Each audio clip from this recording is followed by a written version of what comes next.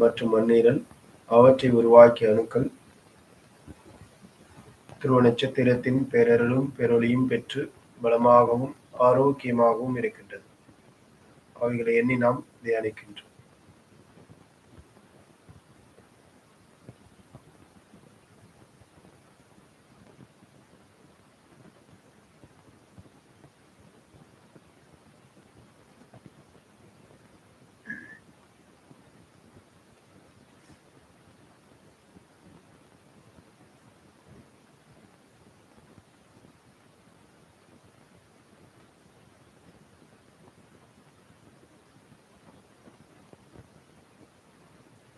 நமது கணையும் பித்தப்பை அவற்றை உருவாக்கிய அணுக்கள் துருவ நட்சத்திரத்தின் பேரருளும் பேரொளியும் பெற்று பலமாகவும் ஆரோக்கியமாகவும் இருக்கின்றது. அவைகளை எண்ணி நாம் தியானிக்கின்றோம்.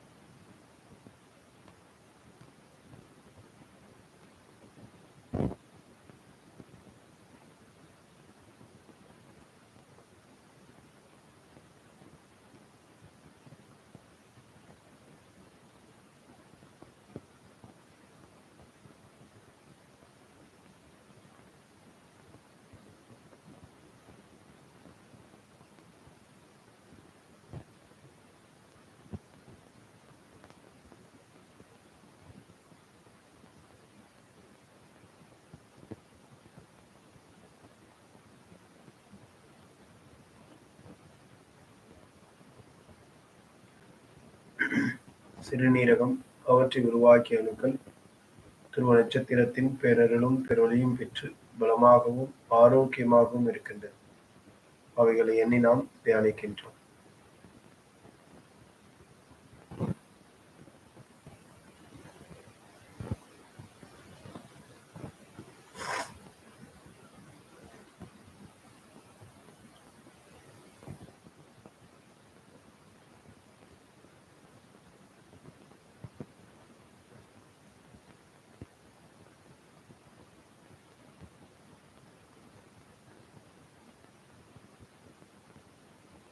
நமது நுரையீரல்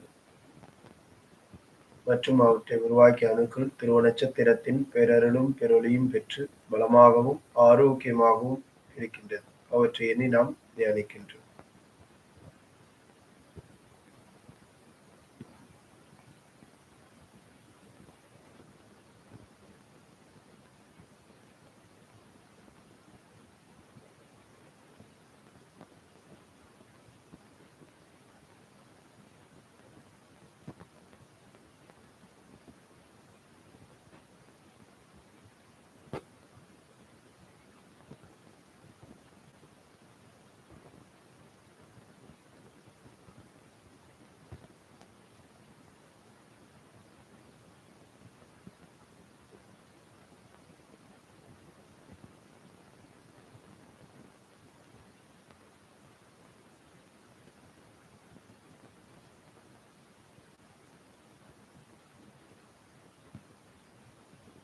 நமது இதயம் அவற்றை உருவாக்கிய அணுக்கள் துருவ நட்சத்திரத்தின் பேரருளும் பேரொளியும் பெற்று பலமாகவும் ஆரோக்கியமாகவும் இருக்கின்றது.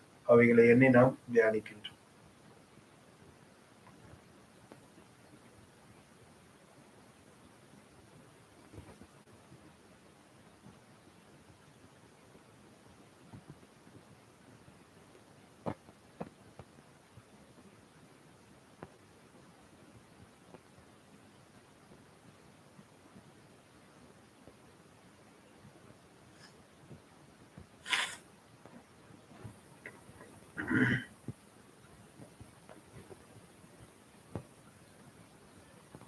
நமது கைகள் அவற்றை உருவாக்கிய அணுக்கள் துருவ நட்சத்திரத்தின் பேரருளும் பேரொளியும் பெற்று பலமாகவும் ஆரோக்கியமாகவும் இருக்கின்றது. அவைகளை எண்ணி நாம் தியானிக்கின்றோம்.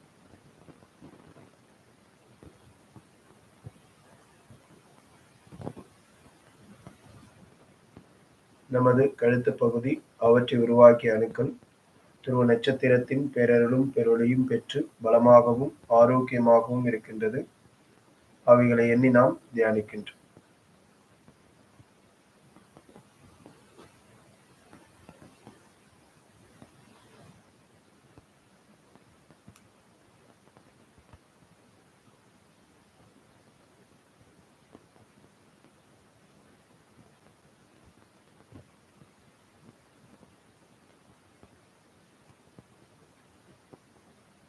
நமது மண்டையோட்டுப் பகுதி அவற்றை உருவாக்கிய அணுக்கள் துருவ நட்சத்திரத்தின் பேரருளும் பெருவழியும் பெற்று பலமாகவும் ஆரோக்கியமாகவும் இருக்கின்றது.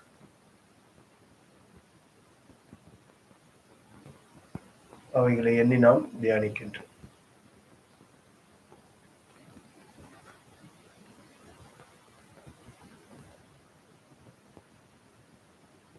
நமது எலும்புகளை உருவாக்கிய எலும்பு மஜ்ஜைகள் மற்றும்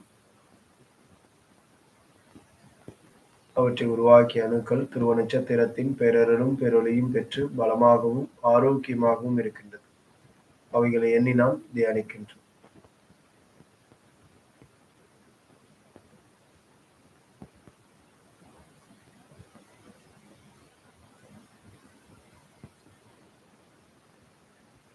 நமது தோள்களை உருவாக்கிய அணுக்கள் துருவ நட்சத்திரத்தின் பேரருளும் பெருவழியும் பெற்று பலமாகவும் ஆரோக்கியமாகவும் இருக்கின்றது. அவைகளை எண்ணி நாம் தியானிக்கின்றோம்.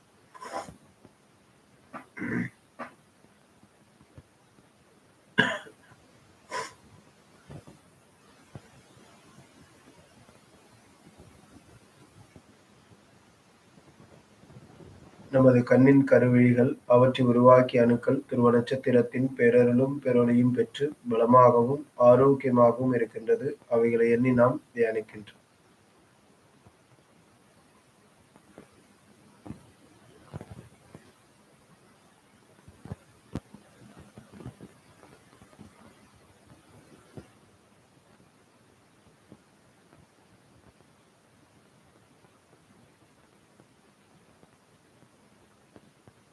துருவ நட்சத்திரத்தின் பேரருளும் பெருவழியும் சப்தரிஷி மண்டலங்களின் பேரருளும் பெருவழியும் நமது உடல் முழுவதும் படர்ந்து இரத்த நாளங்களில் கலந்து ஜீவ ஆன்மாக்கள் ஜீவ அணுக்களிலெல்லாம் கலந்து இன்று முதல் நமது எண்ணம் சொல் செயல் எல்லாம் புனிதம் பெற்று நாமும் நாம் பார்ப்பவர்களும் நம்மை பார்ப்பவர்களும் எல்லா நலமும் வளமும் பெற அருள்வாய் ஈஸ்வரா என்று வேண்டி தியானிக்கின்றோம்.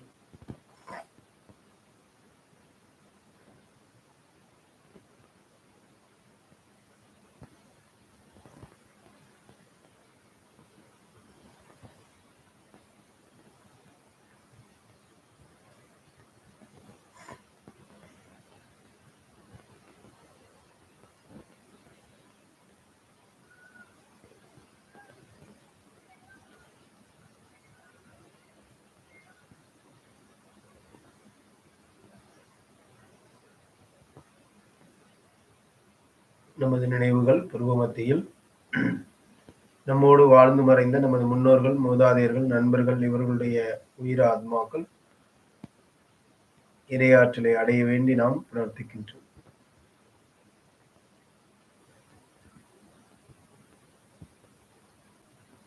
நமது தாய் தந்தையரை எண்ணி பார்க்கின்றோம். அவர்களுடைய முழுவதும் துருவ நட்சத்திரத்தின் பேரருளும் பெருவழியும் பெற்று அவர்கள் பலமாகவும் ஆரோக்கியமாகவும் இருக்கின்றார்கள். அவர்களை எண்ணி நாம் தியானிக்கின்றோம்.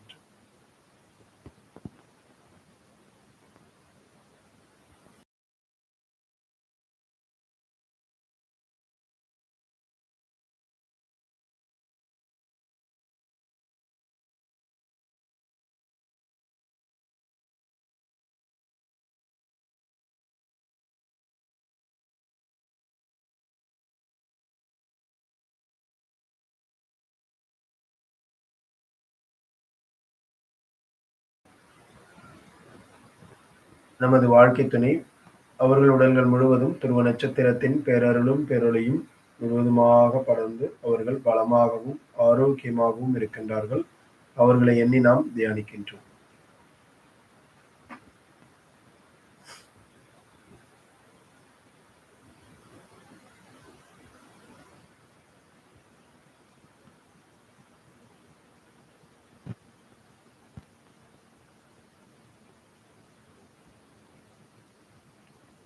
நமது குழந்தைகள் அவர்களை வரிசை கிரமமாக எண்ணி பார்க்கின்றோம். அவர்கள் உடல்கள் முழுவதும் துருவ நட்சத்திரத்தின் பேரருளும் பெரொளியும் பெற்று பலமாகவும் ஆரோக்கியமாகவும் இருக்கின்றார்கள்.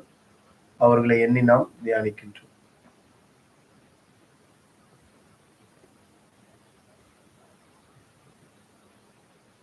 நமது உடன் பிறந்தவர்கள் அனைவரையும் எண்ணி பார்க்கின்றோம். அவர்கள் உடல்கள் முழுவதும் துருவ நட்சத்திரத்தின் பேரருளும் பெரொளியும் பெற்று பலமாகவும் ஆரோக்கியமாகவும் இருக்கின்றார்கள். அவர்களை எண்ணி நாம் தியானிக்கின்றோம்.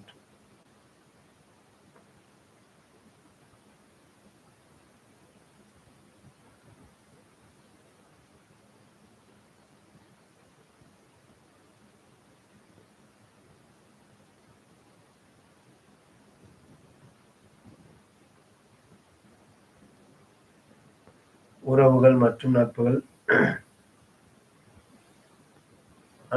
அனைவரையும் எண்ணி பார்க்கின்றோம். அவர்கள் உடல்கள் முழுவதும் துருவ நட்சத்திரத்தின் பேரருளும் பெரொளியும் முழுவதுமாக படர்ந்து அவர்கள் பலமாகவும் ஆரோக்கியமாகவும் இருக்கின்றார்கள். அவர்களை எண்ணி நாம் தியானிக்கின்றோம்.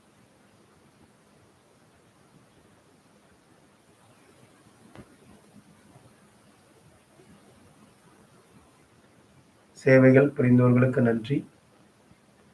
பௌதீக பொருட்களுக்கு நன்றி. பஞ்சபூத சக்திகளுக்கு நன்றி.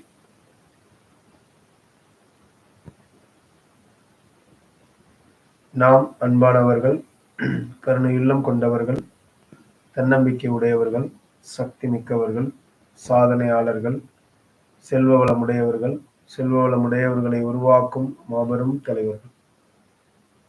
நாம் அன்பானவர்கள், கருணையுள்ளம் கொண்டவர்கள், தன்னம்பிக்கை உடையவர்கள், சக்தி மிக்கவர்கள், சாதனையாளர்கள், செல்வ வளமுடையவர்கள், செல்வ வளமுடையவர்களை உருவாக்கும் மாபெரும் தலைவர்கள். நாம் அன்பானவர்கள், கருணையுள்ளம் கொண்டவர்கள், தன்னம்பிக்கை உடையவர்கள், சக்தி மிக்கவர்கள், சாதனையாளர்கள், செல்வ வளமுடையவர்கள், செல்வ வளமுடையவர்களை உருவாக்கும் மாபெரும் தலைவர்கள்.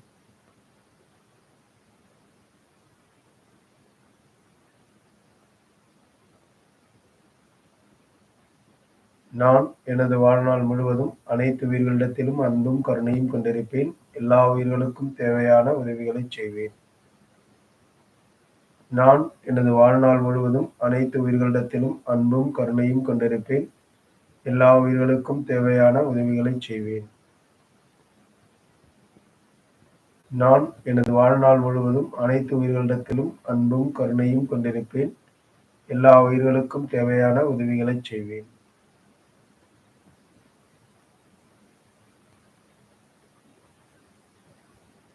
வாழ்க அன்புடன், வளர்க நன்றி உணர்வுடன்.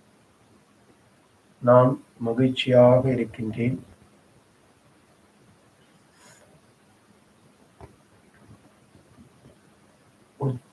நான் உற்சாகமாக இருக்கின்றேன். நான் ஆரோக்கியமாக இருக்கின்றேன். நான் தெளிவாக சிந்திக்கின்றேன். எனது முடிவுகள் சிறப்பாக இருக்கின்றது.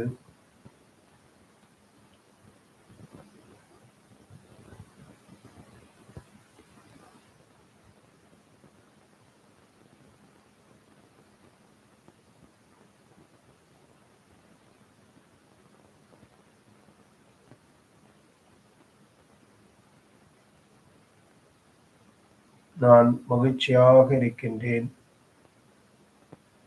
நான் அனைவரிடத்திலும் அன்பாக பழகுகின்றேன்.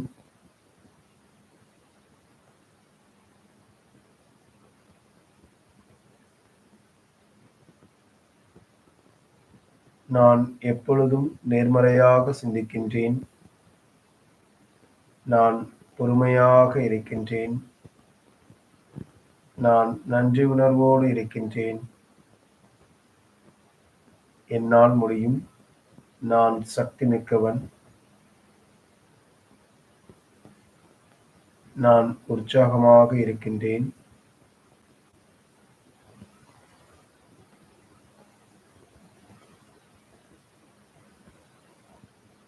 நான் மகிழ்ச்சியாக இருக்கின்றேன்.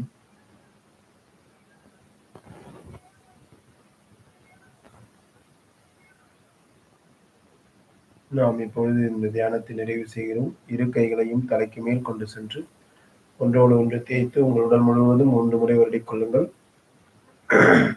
1, 2, 3. இடது கையின் மீது வலது கை வைத்து உங்கள் பார்வையை மெல்ல விழித்து, வாழ்க அன்புடன், வளர்க நன்றி உணர்வுடன், வாழ்க வளமுடன் என வாழ்த்தி அனைவருக்கும் வசதியாக அமர்ந்து கொள்ளுங்கள்.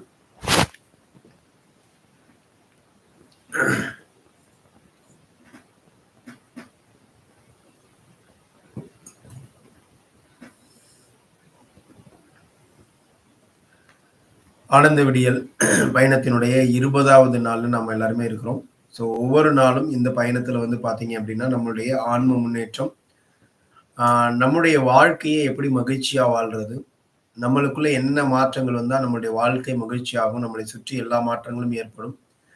நான் விரும்புற ஒவ்வொரு விஷயங்களும் எனக்கு கிடைக்கும் அப்படிங்கிற எல்லா தகவல்களும், இது எல்லாமே உங்களுக்கு கிடைக்கும். இந்த ஒரு ஒரு 48 நாள் பயணம் முடியிறப்ப இது எல்லா விஷயங்களும் உங்களுக்கு கண்டிப்பா கிடைச்சிருக்கும்.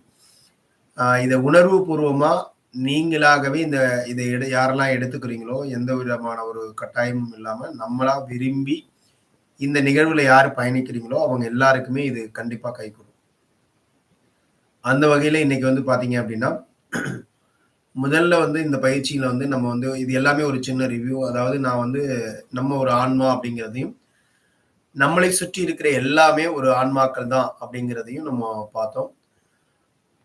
அதுல மனம் அப்படின்னா என்ன அப்படின்னா, எண்ணங்களுடைய பதிவுகள். எப்படி ஆழ்மனம் அப்படிங்கிறது ஒரு ஆன்மா கூட இணைந்த ஒரு எண்ணப்பதிவு. வெளிமனம் அப்படிங்கிறது இந்த உடலோட இணைந்த ஒரு எண்ணப்பதிவு.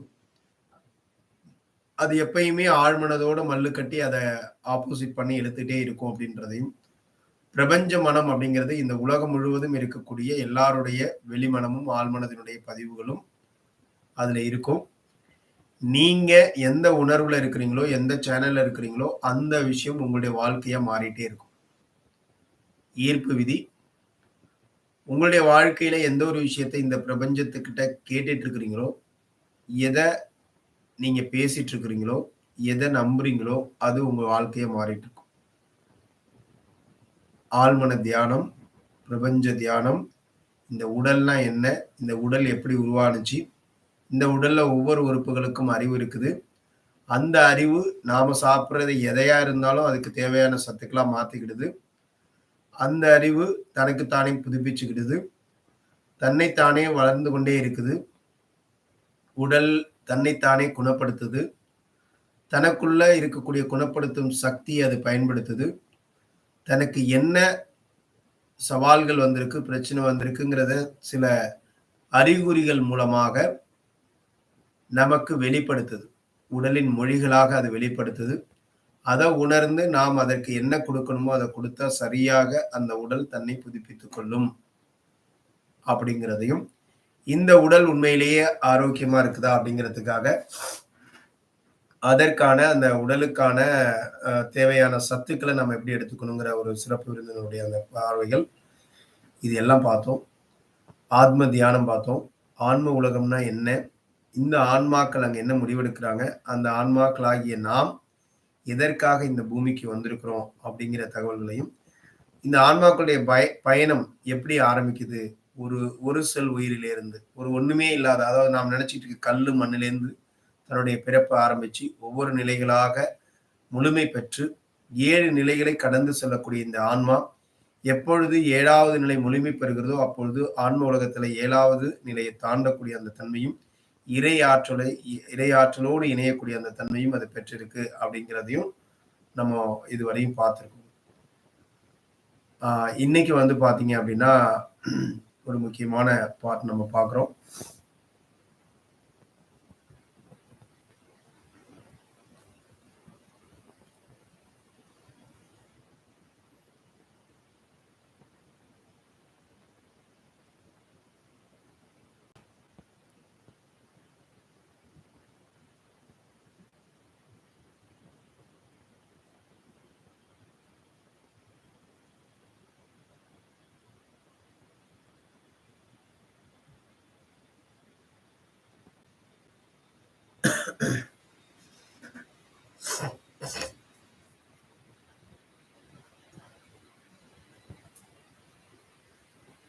ஆனந்த விடியலுடைய இந்த 20வது நாள்ல இன்றைய பயணத்துல நம்ம என்னென்னலாம் பார்க்க போறோம் அப்படின்னா, ஒரு அன்புக்குரிய ஆன்மா அப்படிங்கிறத பத்தியும், ஒரு ஆழ்மனம், ஆழ்மனம் அப்படிங்கிறதே நாம தான். முந்தைய பிறவி, விருப்பத் தேர்வு, பிரச்சனைகள், நம்பிக்கை துரோகம், அன்பில அன்புல வந்து நம்ம என்ன கணக்கு வச்சிருக்கோம், தவறான சிந்தனைகள். இது எல்லாமே வந்து இன்னைக்கு பார்க்குறோம்.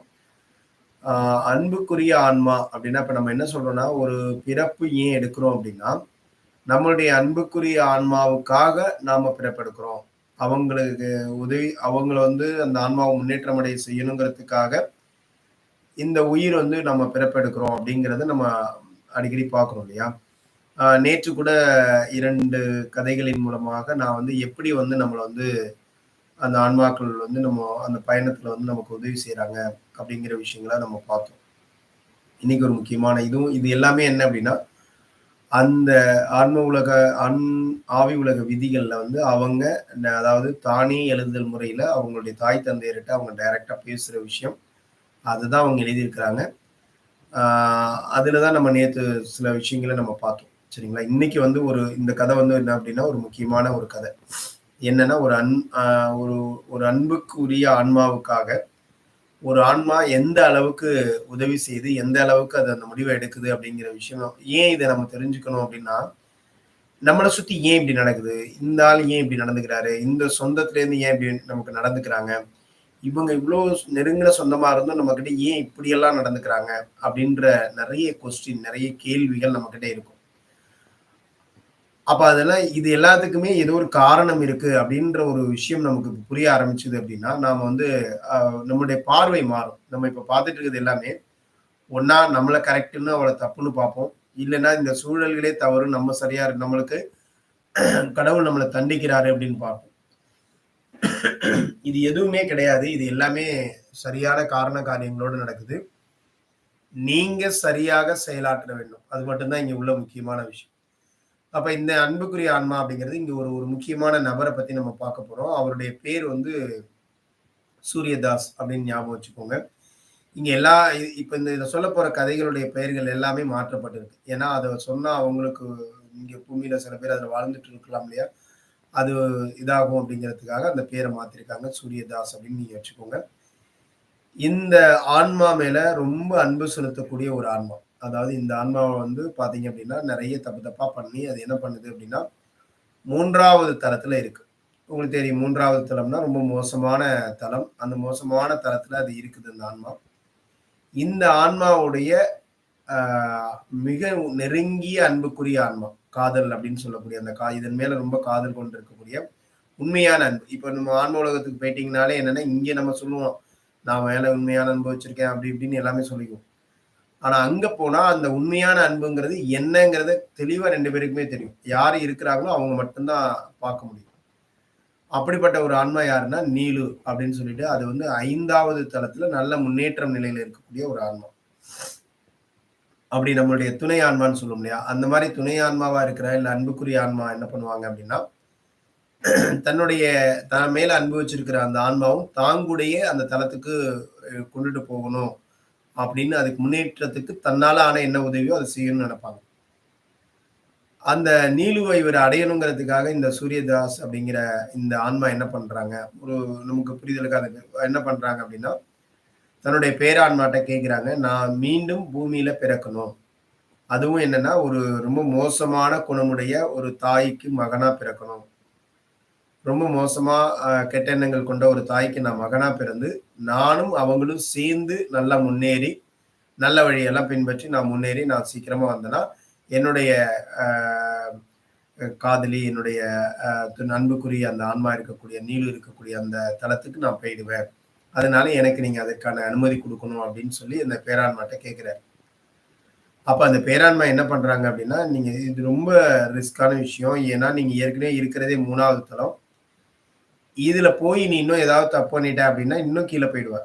பார்த்துக்கோ அப்படின்னு சொல்லி சொல்லும்பொழுது, இல்ல நான் அத வந்து கண்டிப்பா எனக்கு நம்பிக்கை இருக்கு. நான் நல்ல வழிய பின்பற்றுவேன் அப்படின்னு சொல்லி, அவர் அந்த அனுமதிய வாங்கி, அது மாரியே ஒரு மோசமான தாய தேர்ந்தெடுக்கிறார். யார வந்து மோசமான தாய் அப்படின்னு சொல்லி தேர்ந்தெடுத்து, அந்த அம்மாட்ட வந்து நல்லதுன்னா என்னன்னே தெரியாது. முழுக்க முழுக்க கெட்ட குணம், கெட்ட எண்ணம். மற்றவர்களை துன்பப்படுத்தக்கூடிய குணம். அந்த மாதிரி உள்ள ஒரு அம்மாவுக்கு வந்து இந்த சூரியதாஸ்ங்கிறவர் மகனா பிறக்கிறார். அப்போ அவரு வயிற்றுல இருக்கும்போதும் சரி, அந்த குழந்தை வளர்ந்துட்டு இருக்கும்போதும், அந்த குழந்தை பேசுற வரையும் ஆன்ம உலகத்துல இருக்கக்கூடிய பேரான்மாக்களுடைய தொடர்பு இருக்கும். அதனாலதான் நீங்க நெறைய நேரங்கள்ல பார்த்திருப்பீங்க, குழந்தைங்க தானாவே சிரிக்கும், படுத்து கிடக்க. அந்த குழந்தை படுத்து மல்லாக்க படுத்துருக்கப்பலாம் பார்த்தீங்கன்னா, தானா சிரிக்கும், தானா அழுவும். அது மாரிலாம் நடக்கும் இல்லையா? அப்போ அது வந்து என்னன்னா, அதுக்கு ஒரு கனெக்டிவிட்டி இருக்கு. அது பார்த்துட்டு இருக்குது. அது விஷன்ல இருக்குது. அது அந்த ஆன்ம உலகத்துல நடக்கக்கூடிய சம்பவங்கள், அதுக்கு அத காட்சிகளா காமிக்கிறாங்க. அந்த குழந்தை வளர்றதுக்கு, அந்த ஆன்மா வளர்றதுக்கு அதுக்கு அது கூட தொடர்புல இருக்கிறதுனால, அது அதெல்லாம் பார்க்குது. ஏன்னா, எந்த ஒரு நிகழ்வுமே தெரியாத ஒரு ஆன்மா, ஒரு சின்ன குழந்தை எப்படி சிரிக்கும், திடீர்னு சிரிக்கும், திடீர்னு அழுவும்.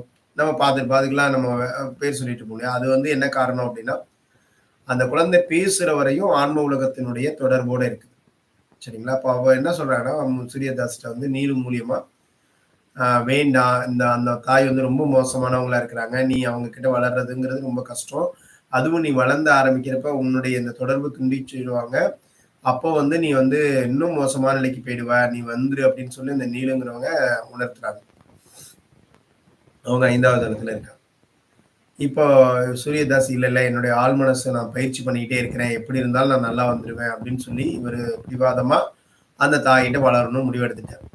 வளர்ந்துட்டே இருக்கிறாரு. இவர் பேச ஆரம்பிச்சோனே ஆன்ம உலகத்தினுடைய தொடர்பு துண்டிக்கப்பட்டது. இப்ப என்னாச்சுன்னா, இந்த அம்மா என்ன மாதிரி எல்லாம் பேசுறாங்களோ, என்ன குணங்களோட இருக்கிறாங்களோ, அதுவாகவே இவர் வளர்றாரு.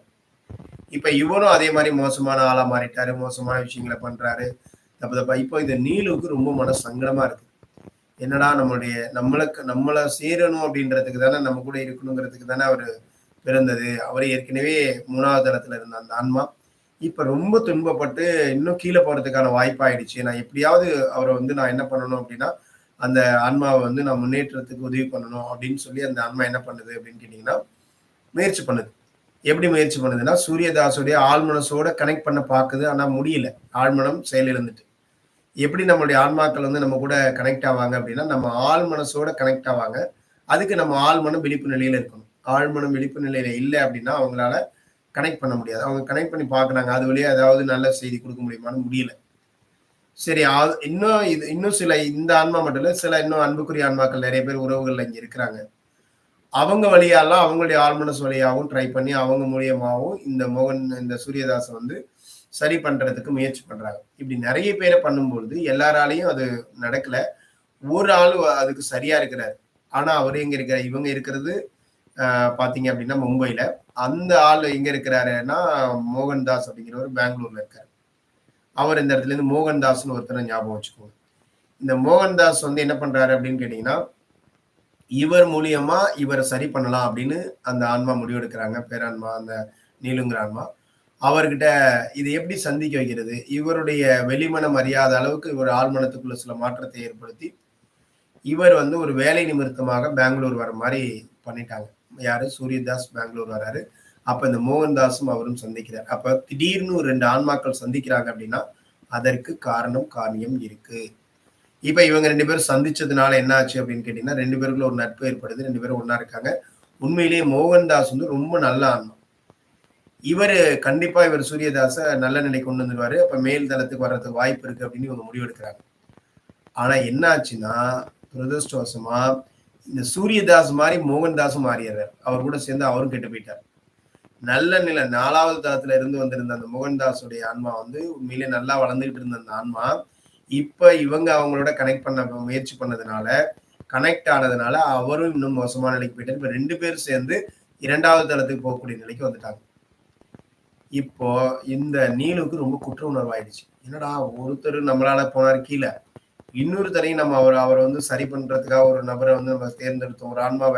இப்ப அந்த ஆன்மாவும் மோசமான நிலைக்கு போயிடுச்சு அப்படின்னு சொல்லி, தன்னுடைய பேரான்மாட்ட போய் முறையிடுறாங்க. பேரான்மா வந்து என்ன சொல்றாங்க, "நீ மிகப்பெரிய தப்ப பண்ணிட்ட. உனக்கும் தண்டனை உண்டு." அவங்க அந்த ஆன்மாவும் சம்மந்தம் இல்லாம கொண்டாந்து இதோட சேர்த்து விட்டு, இப்ப என்ன ஆச்சு அப்படின்னா, 2 பேருமே 2வது தளத்துக்கு போற மாரி நிலையாயிட்டாங்களே அப்படின்னு சொல்றப்ப, "இல்ல அ பேரான்மாவே, எனக்கு நீங்க வந்து அந்த தண்டனை குடுங்க. நான் அவங்களுடைய 2 பேருடைய தண்டனையும், என்னுடைய தண்டனையும் நான் சேர்த்து 2வது தளத்துல போய் நான் அனுபவிக்கிறேன்." அப்படின்னு சொல்லி மனதார அவங்க கேட்கிறாங்க. பேரான்மாவுக்கு தெரியும். உண்மையிலேயே அவங்க மனதார தான் கேட்குறாங்கன்னு தெரியும். அதுல எந்த ஒரு இதுவும் இல்லைங்கிறது தெரியுது. இருந்தாலும் அவங்களுக்குள்ள ஒரு டெஸ்ட் பண்ணிடும்.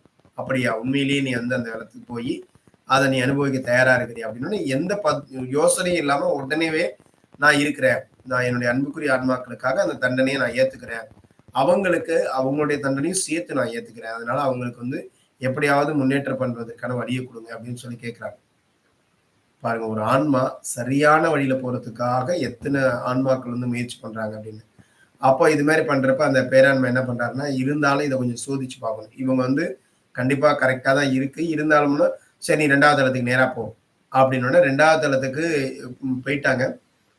ஆ போனோனே சரின்னு போயிட்டாங்க. 2வது தளத்துக்கு போயிட்டாங்க. அங்க போய் கஷ்டங்கள அனுபவிக்கிறாங்க அந்த நீலுங்கிற ஆன்மா. ஒரு 2 நாள், 3 நாள் ஆனோனே பேரான்மா நேரா அங்க வர்றாரு. வந்து கேட்கிறாரு, "எவ்வளவு சங்கடமா இருக்கு இங்க இருக்கிறது உனக்கு?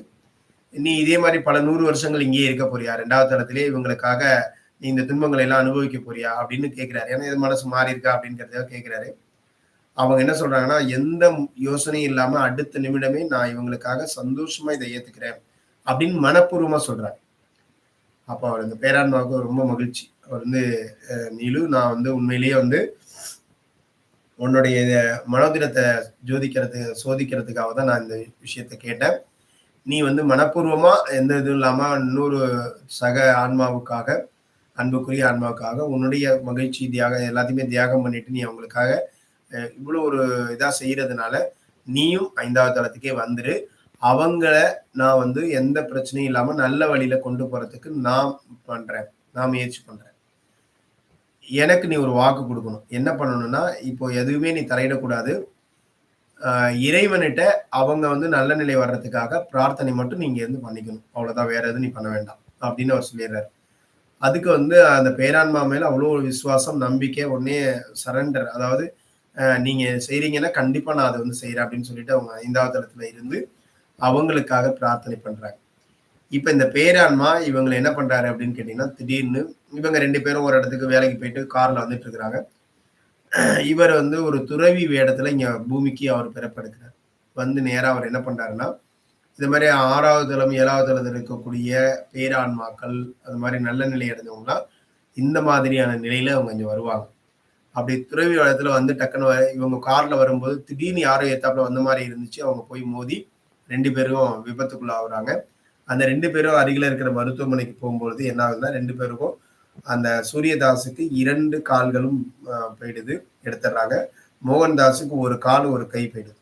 இந்த 2 பேரும் அங்க பெட்ல இருக்காங்க. 2 பேரும் ஒருத்தர் ஒருத்தர் சண்டை போட்டுக்கிறாங்க. "உன்னால தான் நான் அனுப்பிச்சேன், இன்னால தான் அனுப்பிச்சேன், நீ தான் மோசமான ஆளு" அப்படின்னு சண்டை போட்டுக்கிறாங்க.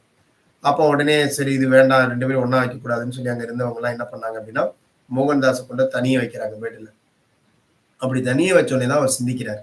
நாம எப்படி இருந்தோம்? நம்ம எந்த மாதிரியெல்லாம் இருந்தோம்? ஏன் நம்ம இப்படி ஆனோம்? அப்படின்னு சொல்லி யோசிக்கிறப்ப, அவருடைய அந்த ஆழ்மனம் இயக்கத்துக்கு வந்துருது. வந்த உடனே அவர் வந்து சரி நம்ம இனிமே இந்த மாரி இருக்கக்கூடாது. நல்ல வழிக்கு நம்ம திரும்பிடணும் அப்படின்னு சொல்லி ஒரு முடிவெடுக்கிறாரு. அங்க ஒரு நல்ல செவிலியர் வந்து பூனம் அப்படின்னு சொல்லிட்டு வர்றாங்க. அவங்க கிட்ட வந்து கேட்கிறாரு அந்த பூனம் கிட்ட வந்து, "எனக்கு வந்து பகவத்கீதை அந்த நூல் குடுங்க. நான் நல்லபடியா போகணும்." அப்படின்னு சொல்லி கேட்டோனே, அத குடுக்குறாங்க. அதன் மூலியமா அத படிச்சு இன்னும் நல்ல இன்னும் அவருடைய இத வந்து வளர்த்துக்கிறாரு. இன்னும் முன்னாலயே அவருடைய இது முன்னேற்றம் இருக்குது. அப்ப அவங்ககிட்ட சொல்றாங்க, "இது மாரி நான் நல்லா இனிமே வாழணும்னு முடிவெடுத்துட்டேன்." அப்படின்னு அவருடைய தன்னுடைய முழு கதையும் அவங்கள்ட்ட சொல்றாங்க. அப்ப இவருக்குள்ள என்ன மனசுன்னா, அந்த பூனத்த கல்யாணம் பண்ணிக்கலான்ற எண்ணம் இருக்கு. ஆனா, நான் வந்து இவ்வளவு குணமா இருக்கிறோம். கண்டிப்பா மறுத்துருவாங்க. இவ்ளோ கதைய சொல்லிட்டா நம்மள ஏத்துக்கவும் மாட்டாங்க அப்படின்னு அவர் நெனைக்கிறாரு. முடிஞ்சு ஹாஸ்பிட்டல விட்டு புறப்படும்போது, "நீங்க எங்க போவீங்க?" அப்படின்னு கேட்கறாங்க. "எனக்கு யாருமே இல்ல. நான் எங்க போறேன்னு தெரியல." அப்படின்னு ஒரு மோகன்தாஸ் சொல்றாரு. உடனே பூனம் சொல்றாங்க, "நீங்க என்னுடைய வீட்டுக்கே வாங்க. நான் தனியா தான் இருக்கிறேன். நான் உங்கள திருமணம் பண்ணிக்கிறேன்." அப்படின்னு சொல்லி அந்த 2 பேரும் திருமணம் பண்ணி வாழ்க்கை நல்ல விதமா தொடர்றாங்க. இதோட அந்த மோகன்தாஸ் ஆன்மா ஒரு நல்ல நிலைக்கு வந்துருது. இப்ப இந்த சூரியதாஸ் என்ன பண்றாரு அப்படின்னா, ஹாஸ்பிட்டல விட்டு வெளில வரவும் யோசிக்க ஆரம்பிக்கிறாரு. யார கெடுக்கலாம்? என்ன பண்ணலாம்? எப்படி பணம் சம்பாதிக்கலாம்? எல்லாம் எப்படி வந்து நம்மன்னா அம்மா மேல பயங்கர கோபம். அம்மா வந்து வைக்கலன்னு நெனைக்கிற அளவுக்கு இருக்கிறாரு. அம்மா வந்து வீட்டுக்கு வந்தோனே அம்மாட்ட சொல்றாரு, "அங்க ஒரு பணக்காரன் இருக்கான். அவன்ட்ட வந்து நம்ம என்ன பண்ணோம், அவனுடைய பணத்தை எல்லாம் கொள்ளையடிக்கணும்." அப்படின்னு 2 பேரும் சேர்ந்து திட்டமிடுறாங்க. திட்டமிட்டு அவருடைய அம்மாவும் அவங்களும் சேர்ந்து போய் அந்த பணத்தை எல்லாம் கொள்ளையடிச்சுட்டாங்க. அந்த பணக்காரன் ஏமாத்தி கொள்ளையடிச்சு கொண்டு வந்துட்டாங்க. இப்ப இவரு என்ன பண்றாருன்னா, அம்மாவும் பழி வாங்கணும் அப்படின்னு சொல்லிட்டு நைட்டோட நைட்டா அந்த பணத்தை எல்லாம் இவர் எடுத்துட்டு போலீஸுக்கு இன்ஃபார்ம் பண்ணிடுறாரு. இது மாரி அந்த அம்மா வந்து அந்த பணத்தை எல்லாம் கொள்ளையடிச்சாங்க, அது எனக்கு தெரியும் அப்படின்னு சொல்லி சில தடயங்களை எல்லாம் விட்டுட்டு அவர் பாட்டுக்கு என்ன பண்ணிடுறாருன்னா கார்ல வெளியில போய் தப்பிக்கிறாரு. அந்த சக்கர நாற்காலியோட வந்து ஒரு சாலையில வந்து நின்னுட்டு இருக்காரு சக்கர நாற்காலி. இப்ப என்ன ஆச்சு அப்படின்னு கேட்டீங்கன்னா, திடீர்னு ஒரு வண்டி வருது. இந்த மோகன்தாஸ் அம்மா அவர்ட்ட லிஃப்ட் கேட்கிறாரு. அந்த சக்கர நாற்காலியோட நின்னுட்டு. இது மாரி எங்க அம்மா வந்து உடம்புக்கு முடியாம இருக்காங்க. ஹாஸ்பிட்டல் போகணும். என்னையும் இதுல எப்படியாவது அழைச்சிட்டு போங்க அப்படின்னு. அவர தன்னுடைய கார்ல அவர அழைச்சிட்டு உள்ள வச்சுட்டு அந்த வண்டி திரும்புது. ஹாஸ்பிட்டல்ல பார்க்க அவருக்கு அவருடைய தலையில வந்து துப்பாக்கி வச்சு இந்த சூரியதாஸ் நான் சொல்றபடி நீ கேளு. அவர் பேரு பிலிப்ஸ். அந்த அந்த அந்த ஆன்மா பேரு பிலிப்ஸ். அந்த வண்டி ஓட்டுற பையன் பேரு. கொஞ்சம் இளந்த வயசு. நான் இனிமே சொல்றது தான் நீ கேட்கணும். இல்லன்னா நான் உன்னை சுட்டுடுவேன் அப்படின்னு சொல்லி மிரட்டி, இவர் எங்க கூப்பிடுறாரோ, எங்க அழைச்சிட்டு போறாரோ நெடுஞ்சாலையில போ அப்படின்னு சொல்லி இவர் சொல்ற இடத்துக்கு அவங்க போயிடுறாங்க. ஒரு இடத்துக்கு வந்து இந்த பணம்லாம் நெறைய இதெல்லாம் வச்சிருந்து, ஒரு இடம் இதெல்லாம் வாங்கி அங்க செட்டில்டு ஆகுறாரு. இப்போ ஒரு சிறந்த அடிமையா பிலிப்ஸ் இருக்காரு. அவர்கிட்ட சொல்றாரு என்ன சொல்றாருன்னா, நான் எனக்கு மந்திரம்லாம் தெரியும். நான் சொல்றத நீ கேட்கலன்னா, உன்னைய வந்து நான் மிருகமா மாத்திருவேன் அப்படின்னு சொல்லி, அவர் ரொம்ப கோழையான ஆன்மா. எல்லாம் பயமுறுத்தி அவர் இதெல்லாம் பண்ணோனே, இவர் சொல்றத கேட்டுட்டு அவர் கூடயே இருந்துடுறான். எங்க போனானே தெரியல. இவன் வந்து 2 பேரும் அந்த பிலிப்ஸ் வந்து அவனுக்கு அடிமையா இருந்துட்டு இருக்கான். இந்த போலீஸ் வந்து இவர் குடுத்த தகவலின் அடிப்படையில அவங்க அம்மாவ போய் பார்த்து, அந்த தடயம்லாம் இருந்ததுனால அந்த அம்மாவ அரெஸ்ட் பண்ணி ஜெயில்ல வச்சுடுறாங்க.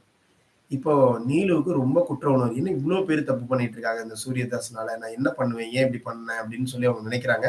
இருந்தாலும் பேரான்மா மேல ஒரு நம்பிக்கை. பேரான்மா அங்க இருக்கிறதுனால, அது சரியாயிடும் அப்படின்னு நினைக்கிறாங்க.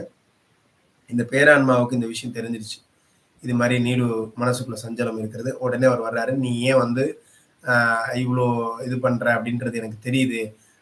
நான் வந்து இருந்தாலும் உனக்கு நம்பிக்கை இருக்கு. இருந்தாலும் உனக்குள்ள மனசுக்குள்ள ஒரு சஞ்சலம் இருக்கு நான் சொல்றேன். அந்த மோகன்தாஸ் வந்து உண்மையிலேயே வந்து என்ன அப்படின்னு கேட்டீங்கன்னா, ஒரு நல்ல நிலைக்கு வரணும் அப்படிங்கிறதுக்காக நம்ம பண்ணணும். இந்த விபத்து நடந்ததே அதனால தான். இப்ப அவரு நல்ல நிலைக்கு வந்துட்டார். அவரு மாறிட்டார். சரியா? இந்த சூரியதாஸ பொறுத்தவரைக்கும் மோசமான ஆளு, மோசமான அம்மா கூட இருந்தான். அந்த அம்மாவுக்கு தண்டனை கிடைக்கணுங்கிறதுக்காக தான் இந்த நிகழ்வு நடக்கப்பட்டது. அந்த பணக்காரன் ரொம்ப மோசமானவன். நெறைய பேர்கிட்டேருந்து பணத்த புடுங்கி தவறான வழியில சேர்த்தவன். அதனால தான் அவனுக்கு தண்டனை, அந்த பணம் இழப்பு. அதனால தான் இந்த அம்மாவுக்கு தண்டனை என்னன்னா, அது பண்ண தவறுகளுக்கெல்லாம் சிறைக்கு போகணுங்கிற ஒரு நிலை அது போயிடுச்சு. இப்ப இந்த சூரியதாஸ் வந்து பார்த்தீங்கன்னா, பிலிப்ஸ்ங்கிறவன் ரொம்ப துணிச்சலே இல்லாத பயந்தாங்கொள்ளி. அவன் மத்தவர்களுடைய வாழ்க்கையில முதுகெலும்பே இல்லாத ஒரு ஆன்மாவா இருந்துட்டு இருக்கிறான். அவனுக்கும் இதுல ஒரு மாற்றம் வேணும் அப்படிங்கிறதுக்காக இவங்க எல்லாரும் கனெக்ட் பண்ணப்பட்டிருக்காங்க. "நீ ஒண்ணும் கவலையப்படாத" அப்படின்னு. "எங்கேயும் நீ தப்பு பண்ணல" அப்படின்னு அவரு சொல்றாரு. அப்ப அந்த நீலுக்கு ஒரு நல்ல தைரியம் வந்துருச்சு. சரி, சரியான வழியில தான் போயிட்டு இருக்கு. யாரும் இதுல தவறு இல்ல அப்படின்னு சொல்லி. அப்ப இவரு என்ன பண்றாங்கன்னா, சூரியதாஸ் அப்படின்றவரு, மீண்டும் இந்த நிகழ்வுகள் தொடர்ந்துட்டே இருக்கு. சரிங்களா? அப்படியே தொடருது. அடுத்து வந்து இவர் இன்னும் தப்பு பண்றாரு. அவன மிரட்டிட்டே இருக்காரு.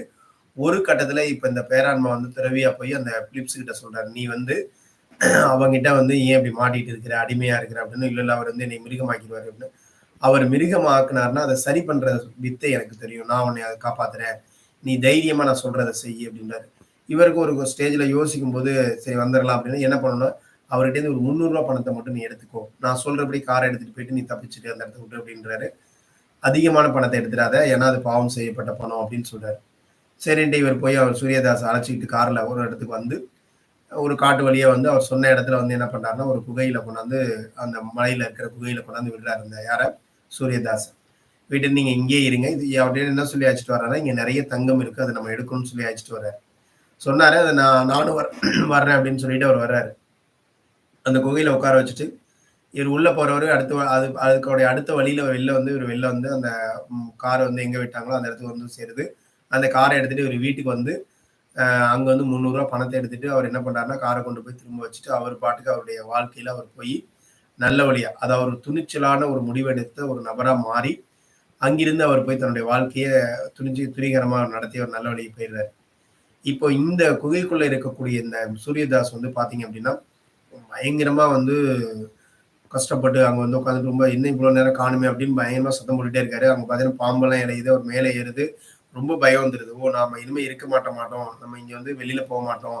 வெளியில போனா விலங்குகள் அடிச்சிரும். உள்ள இருந்தா பாம்பெல்லாம் கொல்ல போகுது" அப்படின்னு சொல்லி ரொம்ப துக்கத்துக்கு ஆளாகுறாரு. அப்படி ஆளாகி அவருடைய மனசு வந்து அப்பதான் அந்த மனசு சிந்திக்க ஆரம்பிக்குது. இவ்ளோ கஷ்டங்கள் வரும்பொழுது தான் அந்த ஆழ் மனசு அவருக்குள்ள விழிப்பு நிலை பெறுது. இப்பதான் அவங்க அதுக்கான வேலைகள பண்றாங்க. அவர் வந்து தான் வந்து இவ்ளோ தவறு பண்ணிட்டோமே! அப்ப எல்லாம் யாரையுமே மன்னிக்கலைல. யாரையுமே தப்பு பண்ணப்பலாம் நான் அவங்கள வந்து என்னிட்ட எத்தன பேர் கெஞ்சினாங்க. அப்ப எல்லாம் நான் எதுவுமே பண்ணலையே! அப்ப எனக்கு எப்படி கடவுள் உதவி செய்வாரு? அப்படின்னு சொல்லி இவரு புலம்ப ஆரம்பிச்சுடுறாரு. இப்ப நான் இங்கேருந்து எப்படி தப்பிப்பேன், எல்லாம் பண்ணுவேன் அப்படின்னு சொல்லி எல்லாம் பண்ணவும், இந்த மாதிரி நிறைய விஷயங்கள் மூலியமா அவருடைய மனசுக்குள்ள மாற்றம் நடந்து, உண்மையிலுமே மனப்பூர்வமா அவர் மாறுறாரு. நான் தப்பிக்கணும், நான் நல்லபடியா இனிமே இருப்பேன். இந்த தண்டனைகள்லாம் ஏத்துக்கிறேன். அப்ப நானா என்னிட்டருந்து இங்கேருந்து உயிரோட போணுமே, எனக்கு கடவுள் எப்படி உதவி செய்வாரா அப்படின்ற நிலைக்கு இருக்கிறாரு. அடுத்த நாள் நான் இருப்பேனா அப்படிங்கிற நிலைக்கு வந்துடுறாரு. அடுத்த நாள் பொழுது விடியற்ப வெளிச்சம், சூரிய வெளிச்சம் அந்த குகைக்குள்ள வருது. நம்ம இன்னைக்கும் உயிரோட இருக்கிறோம் அப்படின்னா, நமக்கு வந்து கடவுள் உதவி பண்ணியிருக்காரு அப்படிங்கிறத உணர்றாரு.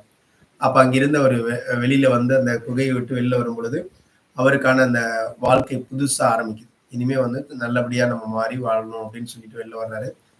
அந்த சூரியதாஸ் ஆன்மா இதன் மூலியமா அவரு இந்த வாழ்க்கைய வாழ்ந்து உயர்ந்த நிலை மூலியமா அடுத்த தளத்துக்கு போறதுக்கு அவரு முன்னேறி இருக்கிறார். இப்போ ஒரு ஆன்மா உள்ள வந்துச்சு அப்படின்னா, எவ்வளோ வேலைகள் இங்க நடக்குதுன்னு பாருங்க. அப்போ வந்து இந்த மாரி திட்டமிட்டு வர்றாங்க. இந்த மாரி திட்டமிட்டு அவங்கள சுத்தி இந்த விஷயங்கள்லாம் நடக்குது அப்படின்னா, ரொம்ப மோசமாலாம் நடக்குது அப்படின்னா, அதனால தான் அன்னைக்கே நம்ம என்ன சொல்லியிருக்கோம், எல்லாமே நன்மைக்குன்னு நினைங்க. எது நடந்தாலும் நன்மைக்கே நினைங்க அப்படின்னு சொல்றதுக்கான காரணம் என்ன அப்படின்னா, அதுல ஏதாவது ஒரு நல்லது கண்டிப்பா இருக்கும். அப்ப நாம என்ன பண்ணணும்னா, நம்ம விஷயங்கள நம்மளுடைய வாழ்க்கையில எல்லாமே அது மாரி டக்குன்னு நினைச்சுட்டீங்கன்னா, நீங்க ஒரு நல்ல இதுக்குள்ள போயிட்டீங்க. உங்களுடைய ஆழ்மனம் என்ன சொல்லுது? அதுதான் முக்கியம். உங்க ஆழ்மனம் என்ன சொல்லுதோ, அந்த விஷயத்த நீங்க கனெக்ட் பண்ணீங்க அப்படின்னா, உங்களுக்கு சரியாயிடும். அப்ப ஆழ்மனம் அப்படிங்கிறது தான் நாம். அந்த ஆழ்மனம் அப்படிங்கிறது தான் நாம் அப்படின்னா ஏன்னா, ஆழ் மனதுக்குள்ள என்ன சிந்தனைகள் இருக்குதோ, அத நாம எப்பயுமே செயல்படுத்தணும்னா, நம்மளுடைய வாழ்க்கை நல்லா இருக்கும். உங்களுடைய ஆழ்மனம் என்ன சொல்லுதோ, இது இது இது வந்து பார்த்தீங்கன்னா, ஒரு ஸ்டோரி என்ன அப்படின்னா, நம்முடைய கிருஷ்ணர் இருக்கார் இல்லையா? அந்த அவதாரத்துல வந்து பார்த்தீங்கன்னா, இந்த கோவர்த்தன மலைக்காக ஒரு பூஜைக்கு போவாங்க. எல்லாருமே சேர்ந்து அங்க போவாங்க. அப்போ வந்து என்ன அப்படின்னு கேட்டீங்கன்னா, அந்த இதுல வந்து அந்த பர்சானிய நகர சேர்ந்த ஒரு ஒரு தலைமை இதுல உள்ள ஒருத்தரு, ஆ அது வந்து அங்க ஒரு ட்விஸ்ட் நடந்திருக்கும். அது என்ன பண்ணுவாங்கன்னா, இந்திரன் மூலியமா இவருக்கு ஒரு சங்கடம் குடுக்குறதுக்காக கம்சன் வந்து பண்ணியிருப்பான். அதனால அப்ப என்ன பண்ணுவாங்க அப்படின்னு கேட்டீங்கன்னா, ஆ இந்த விஷயத்த நீங்க புரிஞ்சுக்கணுங்கிறதுக்காக நான் சொல்றேன். அப்ப என்ன பண்ணுவாங்க அப்படின்னு கேட்டீங்கன்னா, ஒரு ஆட்ட பலியிடலாம் அப்படின்னு முடிவெடுப்பாங்க. அப்போ கிருஷ்ணரும், ராதையும் மனசு கேட்கவே கேட்காது. எல்லாருமே கேட்காது. ஆனா இருந்தாலும் அவர் சொல்லுவாரு, இந்த ஒரு பலியிடுறதுனால நம்ம எல்லாரும் தப்பிக்கலாம்னு சொல்லி அவரு கன்வின்ஸ் பண்ணுவாரு ஒருத்தரு.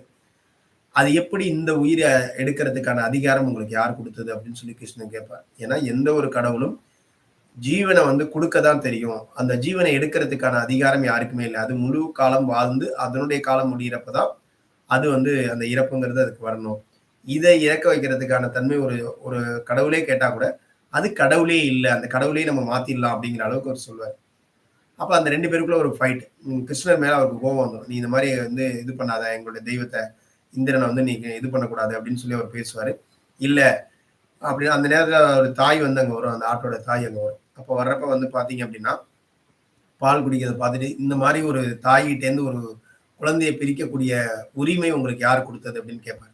இங்க நெறைய பேரு பெண்கள் இருக்கிறீங்க. உங்களுடைய குழந்தைய உங்கள்ட்டேருந்து இது மாரி வலுக்கட்டாயமா எடுத்தா நீங்க அத ஒத்துக்குவீங்களா? அப்படின்னு சொல்லி கேட்பாரு. அப்ப வந்து பார்த்தீங்க அப்படின்னா, எல்லாருமே யோசிப்பாங்க. யாரெல்லாம் இதுக்கு உண்மையா என் கூட இருக்கணும்னு நெனைக்கிறீங்களோ, என் கூட வாங்கன்னு அந்த ஒரு கணக்கு கணக்கு அதிகாரி அந்த பர்சனுடைய கணக்கு அதிகாரி அவரு பலியிடுறதுக்கு கேட்பாரு சப்போர்ட். இப்ப கிருஷ்ணர் இத சொன்னதுக்கு பிறகு நெறைய பேர் இவரு பக்கம் வந்துருவாங்க. ஃபர்ஸ்ட் ராதா வருவாங்க. பாக்கி எல்லாருமே இவர் பக்கம் வந்துருவாங்க. இப்போ இந்த இடத்துல ஒரு விஷயம் பார்க்கணும். என்ன அப்டின்னா, அந்த ராதாவுடைய தந்தை அவங்க எல்லாரும் அந்த பக்கம் அங்க நின்னுட்டு இருந்தாங்க இல்லையா? அப்ப ராதாவுடைய அம்மா என்ன பண்ணுவாங்கன்னா, அவங்களும் இந்த பக்கம் வருவாங்க. அப்ப என்னை மன்னிச்சுடுங்கன்னு சொல்லி அவர் கணவர்ட்ட சொல்லிட்டு அவங்க வருவாங்க. அப்ப வந்து கணவர் வந்து திரும்ப வலுக்கட்டாயமா அங்க நிக்கும்போது ராதா சொல்லுவாங்க, "அப்பா உங்களுடைய மனசுக்குள்ள என்ன தோணுதோ, யாருக்காகவும் முடிவெடுக்காதீங்க. உங்க மனசுக்குள்ள என்ன தோணுதோ அத செயல்படுத்துங்கம்பாங்க." இந்த ஒரு வார்த்த தான் முக்கியம். அப்ப என்ன அப்டின்னா, அப்பையிலேருந்தே நம்ம மனசுக்குள்ள என்ன ஒரு வார்த்தை கேட்குதோ, என்ன ஒலி கேட்குதோ, இப்ப அந்த இடத்துல அவர் வந்து இது தப்புன்னு தோணுது. ஏன்னா, ஒரு பலியிடுதல்ங்கிறது அவருக்கு மனசு விரும்பல. ஆழ் மனசு விரும்பல. ஆனா வெளிமனம் என்ன சொல்லுது? பல உயிர்கள் வாழணுங்கிறதுக்காக ஒரு உயிர கொல்றதுல தவறு இல்ல தான். இது எல்லாம் ஒரு நல்லது தானே. அது ஒண்ணும் பிரச்சனை இல்ல. யார் தான் இத பண்ணாம இருக்கிறா? அப்படின்னு அது காம்ப்ரமைஸ் பண்ணுது. அது இன்னொன்னு அவர் தன்னுடைய நண்பர் அவரு சொல்றாரு. அப்ப அவர் கூட நம்ம நிக்கணும்ல. இவர் மனசுக்கு புடிக்கல. ஆனா அவர் கூட நிக்கணும்ல.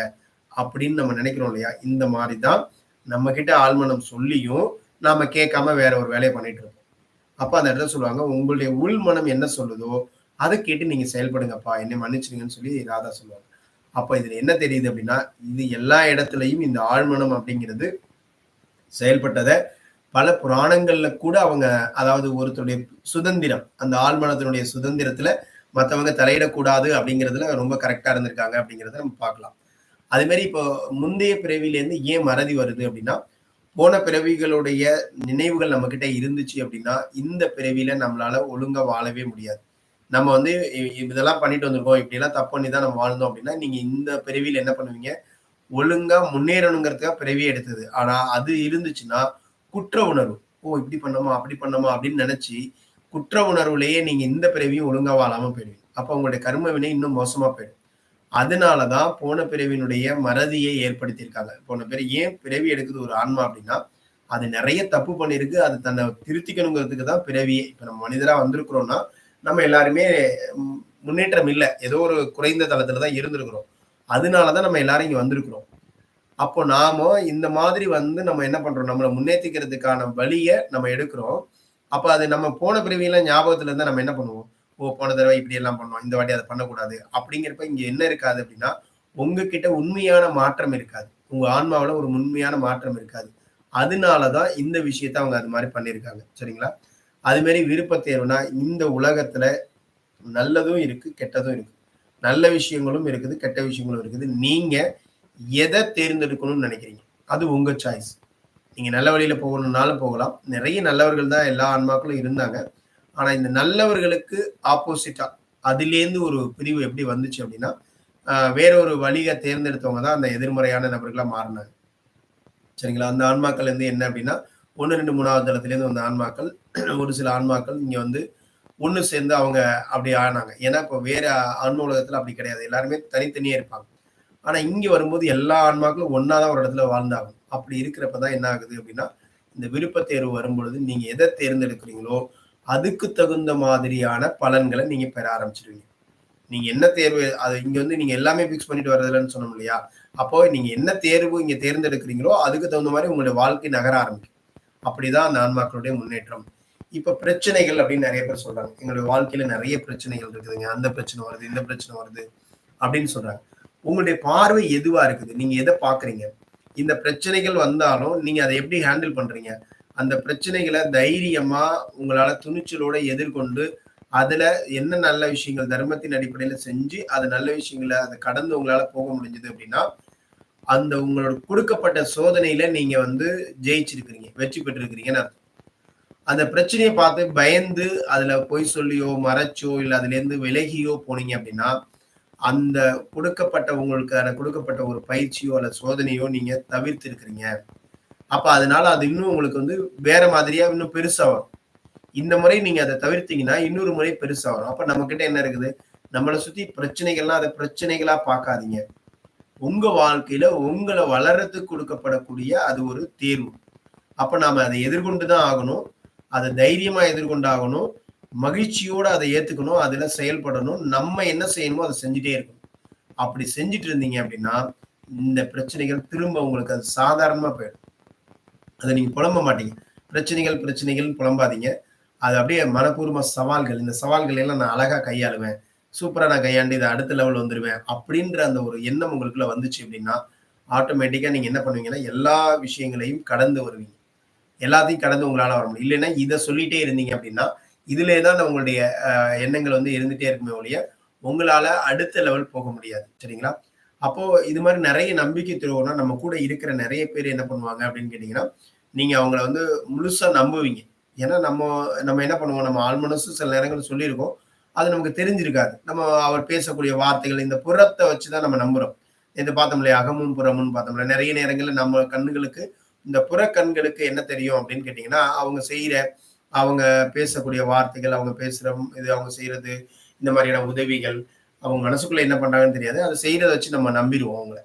அப்ப முழுமையா நம்பினத அந்த மாரி நம்புறவங்க நமக்கு துரோகம் பண்றாங்க. நமக்கு வந்து கடைசியா அது பொய்ன்னு தெரியுது. இல்ல நம்மள வந்து இது மாரி ஒரு விஷயத்த நம்மள்ட்டருந்து பெறதுக்காக தான் அப்படி இருந்தாங்க அப்படின்னு தெரியறப்ப, நம்மளுடைய மனசு ரொம்ப சங்கடப்படும்.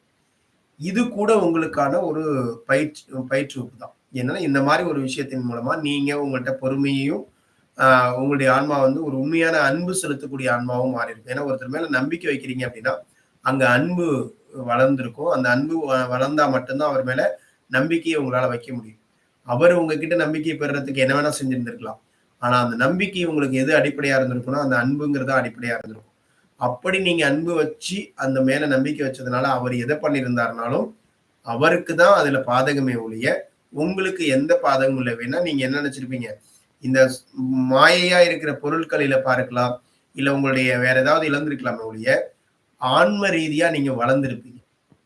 உண்மையா நீங்க வளர்ந்திருப்பீங்க. உண்மையா உங்களுடைய முன்னேற்றம் நல்லா போயிட்டு இருக்கும். நீங்க அந்த இடத்துல என்ன பண்ணக்கூடாதுன்னா, அவர் என்னை இப்படி பண்ணார்ல, அதுக்கு நான் பழி தீர்ப்பேன் அப்படிங்கிற எண்ணத்த மட்டும் எடுக்கக்கூடாது. ஸோ அதற்கு பிறகும் சரி அவர் அவருடைய வேலையை செஞ்சாரு, நான் என்னுடைய வேலையை செய்றேன் அப்படின்னு சொல்லி உங்களுடைய இயல்பை மாத்திக்காம உங்களுடைய இயல்பிலேயே நீங்க வளர ஆரம்பிச்சீங்க அப்படின்னா உங்களுடைய நம்மளுடைய பயணம் நல்லா இருக்கும். ஸோ நம்ம எதுக்கு நோக்கி போகணுமோ எதுக்காக வந்தோமோ அது அந்த முன்னேற்றம் சரியா நடக்குதுன்னு அர்த்தம்.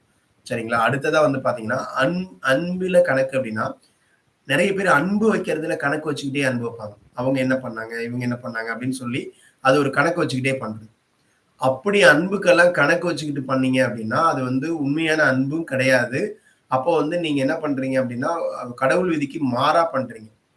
கடவுளுடைய விதிகளுக்கு மாறா நீங்க என்னைக்கு பண்ணீங்கனாலும் அதற்கான பலன்களை கண்டிப்பா அனுபவிச்சாகணும். அதுல எந்த விதமான மாற்றமும் இல்லை. என்ன செஞ்சாலும் அதை நேற்று பார்த்தோம் இல்லையா, எப்படி இருந்தாலும் அங்க தண்டனை கிடைக்குங்கிற நிலை இருக்கும். அப்போ தண்டனைங்கிறது என்ன, திரும்ப திரும்ப பிறப்பு தான், வேற ஒண்ணும் இல்லை. அந்த அந்த இந்த டாபிக்ல நீங்க எப்ப முழுமைப்படுறீங்களோ அது அத்தனை பிறவிகள் அவங்க எடுத்துட்டே இருப்பாங்க. இந்த பிறவிக்குள்ளேயே அந்த டாபிக் அவங்க ஜெயிச்சுட்டாங்க அப்படின்னா ஓகே, முடிஞ்சுது. இந்த பிறவிக்குள்ள அந்த டாபிக்ல அவங்க ஜெயிக்க முடியாம இருந்தாங்கன்னா திரும்பவும் பிறந்துட்டு தான் இருக்கணும், வேற வழியே இல்லை. அப்போ அந்த அன்புல வந்து போய் கணக்கெல்லாம் கிடையாது. அன்புங்கிறது எந்த விதமான கட்டுப்பாட்டுக்குள்ளேயும் வராது. அதுதான் அன்பு. அது உண்மையிலேயே ஆன்மா கூட உணரக்கூடிய ஒரு விஷயம். அப்படி ஆன்மா கூட உணரக்கூடிய ஒரு விஷயமா உங்களுடைய அன்பு இருந்துச்சு அப்படின்னா அது உங்களுடைய ஆன்ம முன்னேற்றத்துக்கு மிகப்பெரிய சப்போர்ட்டா இருக்கும். மிகப்பெரிய ஒரு பக்கபலமா இருக்கும். சரிங்களா? அதுதான் ரொம்ப முக்கியமானது. தவறான சிந்தனை. நிறைய பேருக்கு என்ன அப்படின்னா, எதை பார்த்தாலும் சரியா பார்க்கறது இல்ல. அதுல வந்து இன்னொரு பார்வை இருக்கு இல்லையா? சரியா பார்க்காம எது இதுக்காக இருக்குமோ, இவர் இதுக்காக பேசினாரோ, இவர் இப்படிதான் சொல்றாரோ, அவங்க அடுத்தவங்க என்ன நினைக்கிறாங்களோ இல்லையோ, ஆனா இவங்க என்ன பண்ணுவாங்கன்னா, இவங்க இப்படி எல்லாம் நினைப்பாங்களோ, இவங்க இதுக்காக தான் இப்ப நம்ம வாழ்க்கையில என்ன பண்றோம்? சும்மா போன் பண்றோம். ஏன் போன் எடுக்கல? இவங்க இதுக்காக தான் போன் எடுக்காம இருந்திருப்பாங்களோ, இது இப்படிதான் நம்மள தவிர்த்திருப்பாங்களோ, இதனாலதான் அவங்க இப்படி யோசிக்கிறாங்களோ, நம்ம கிட்ட இதனாலதான் இப்படி பேசுறாங்களோ அப்படின்னு நாமளே தப்பாவே சிந்திக்கிறது. புரியுதுங்களா? நீங்க எப்பயுமே என்ன பண்ணுங்கன்னா நல்ல விதமா மட்டுமே சிந்தனை பண்ணுங்க. நேர்மறையா மட்டுமே சிந்தனை பண்ணுங்க. ஒருத்தர் பார்க்க முடியல, இல்ல ஒருத்தர் வந்து நம்ம போன் அடிக்கிறீங்க எடுக்கலன்னா சரி ஏதோ வேலையா இருக்காரு, அப்புறமா கூப்பிடுவார். அப்புறமா ஒரு கூப்பிடல, பரவாயில்ல மறந்துட்டாரு. உங்களுக்கு என்ன சாதகமா எடுத்துக்கணுமோ அந்த மாதிரி நேர்மறையான பதிலாவே நீங்க எப்பயுமே எடுத்துக்கணும். நீங்க அவர் எடுக்கலையா, ஏதோ ஒரு வில்லகம், என்னமோ நடந்திருக்கு, ஏதோ அப்படி நடந்திருக்கு, இப்படி நடந்திருக்கு அப்படின்னு சொல்லி நீங்க அதை பத்தி வலைப்பின்னலை கொடுத்து நீங்க ஒரு வைப்ரேஷனை கொடுக்காதீங்க. அப்படி கொடுத்தீங்கன்னா அது மாதிரி நிறைய சம்பவங்களை நீங்க ஏன்னா அதுல ஃபெயில் ஆயிட்டீங்க. அப்ப அதை விட இன்னொரு மோசமான கால்ஸ் உங்களுக்கு வரும். அப்ப அதுலயும் ஃபெயில் ஆகுறீங்க. இப்ப நீங்க என்ன பண்ணீங்க, இது எல்லாமே கரெக்ட், நான் நினைக்கிறது சரியா நடக்குது, இப்படிதான் மோசமா நடக்குது, இன்னும் மோசமா சிந்திக்க ஆரம்பிப்பீங்க. அப்ப இன்னும் மோசமான விஷயங்கள் வந்துட்டே இருக்கும். ஏன்னா நீங்க எல்லாத்தையும் தப்பு தப்பா பார்த்து பார்த்து உங்களுக்கு தப்பான விஷயங்கள் ஏன் வருது அப்படின்னு கேட்டீங்கன்னா, நீங்க எப்ப இது சரியா சிந்திக்க ஆரம்பிக்கிறீங்களோ அது வரையும் தப்பா தான் வந்துட்டே இருக்கும். புரியுதுங்களா? அப்போ உங்களுடைய சிந்தனை சரியாக இருக்கட்டும். என்ன வேணாலும் சரி, இது கரெக்டா இருக்கும், எனக்கு சரியா இருக்கும் அப்படின்னு சிந்தனை பண்ணுங்க. சரிங்களா? ஒரு தடவைக்கு 2 தடவை யோசிங்க. ஆனா எந்த விதமான நீங்க உங்க பார்ட்ல நீங்க சரியா இருங்க. அடுத்தவங்க பார்ட் அவங்கள சரிப்படுத்துற வேலை நமக்கு இல்ல. ஆனா நம்ம பார்ட்ல நம்ம சரியா இருக்கலாம். அவருக்கு சரியான விஷயங்களை சொல்லிக் கொடுக்கலாம். இதுதான் நம்ம செய்ய வேண்டிய விஷயம். சரிங்களா? இந்த ஒரு புரிதல் நம்ம கிட்ட இருந்துச்சு அப்படின்னா நம்மளுடைய இந்த ஆன்ம பயணத்துல இந்த ஆன்மா முன்னேற்றம் அடைவதற்கான நம்பிக்கை தரக்கூடிய தகவல்கள் தான் இன்னைக்கு உங்க கூட நான் ஷேர் பண்ணியிருக்கேன். ஏன் அப்படின்னா சில பேருக்கு ஏன் இந்த மாதிரிலாம் இருக்குன்னு தோணி இருக்கும். இதெல்லாம் உங்களுக்கு என்ன அப்படின்னா உங்களுக்கான நம்பிக்கை. ஓ இதெல்லாம் இதுக்குதான். இது எப்படி இருக்குன்னா இது அப்படியே புரியுமான்னு தெரியாது. ஒரு அங்கங்க ஒரு டாட்ஸ் நம்மளுக்குள்ள மனசுக்குள்ள இருந்ததெல்லாம் ஒன்னா இணையுதா, ஆமாமா லிங்க் பண்ணி பார்க்க முடியுதா, ஓ என்னால உணர முடியுது, இது எனக்கு இதனாலதான் இப்படியா அப்படின்னு என்னால உணர முடியுது. அப்படி உணர முடிந்தால் நான் உங்ககிட்ட கொடுத்த விஷயம் சரியாக சேர்ந்திருக்குன்னு அர்த்தம். ஒருவேளை இது என்ன கதை அப்படின்னு வெறுமனே ஒண்ணுச்சுன்னா ஓகே, இன்னும் நாள் ஆகலாம், வேற ஒரு நேரத்துல உங்களுக்கு புரியலாம். அதனால ஒன்றும் பாதகம் இல்லை. இந்த ஒரு தகவலோட இன்றைய நிகழ்வை நம்ம நிறைவு பண்றோம். வாழ்க அன்புடன். நன்றி.